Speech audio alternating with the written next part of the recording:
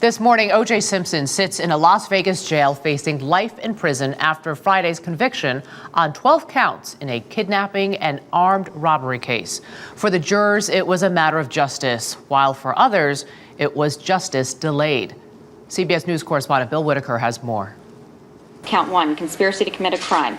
Guilty. Count 2. Jurors in the O.J. Simpson case say it was the tape recordings that sealed O.J.'s fate. Every piece of evidence we found was strictly off the recordings. And the video. The former football great was convicted of armed robbery and kidnapping after he and 5 others stormed into a Vegas hotel room, waved weapons, and nabbed sports memorabilia. You can steal my sell it. Don't let nobody out here. It was very clear that O.J. said, don't let anyone out of this room.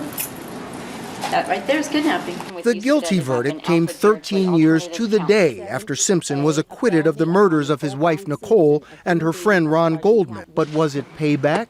The California murder case was like an umbrella over this whole trial from beginning to end. You guys all witnessed a public lynching. I don't know if you realize that. But jurors dispute those claims. We've been painted as an all-white jury that hates O.J., and that's just not true. So for them to tie in that there were too many women on the jury or we weren't the right color is really insulting. Race was clearly a part of the double murder trial, one of the most sensational of the 20th century. It was a national Rorschach test interpreted in black and white. Marcia Clark was the prosecutor then. Finally, justice was done. He does belong in prison. He is now in prison. And there's a sense of fairness to that. After the first O.J. trial, the country shrieked. This time, it merely shrugged. If you play with fire long enough, you're gonna get burned. Let him do the time. I'm tired of hearing about him. Bill Whitaker, CBS News, Los Angeles.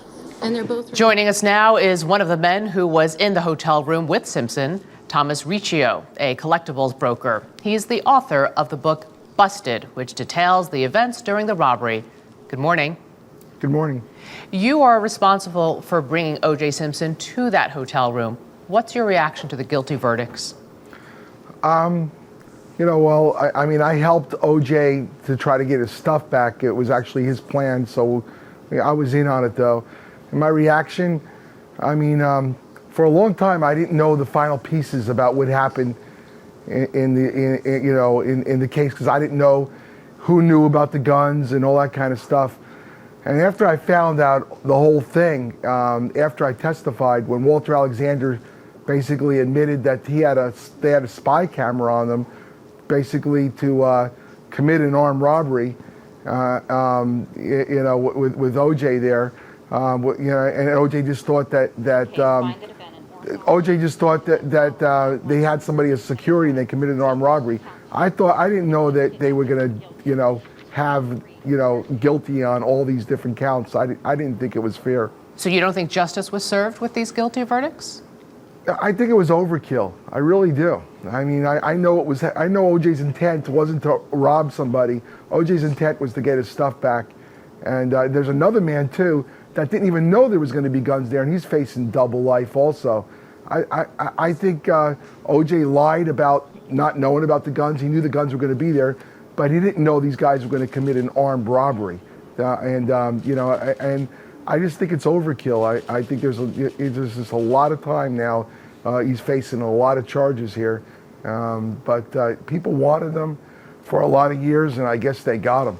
Thomas Riccio, thank you.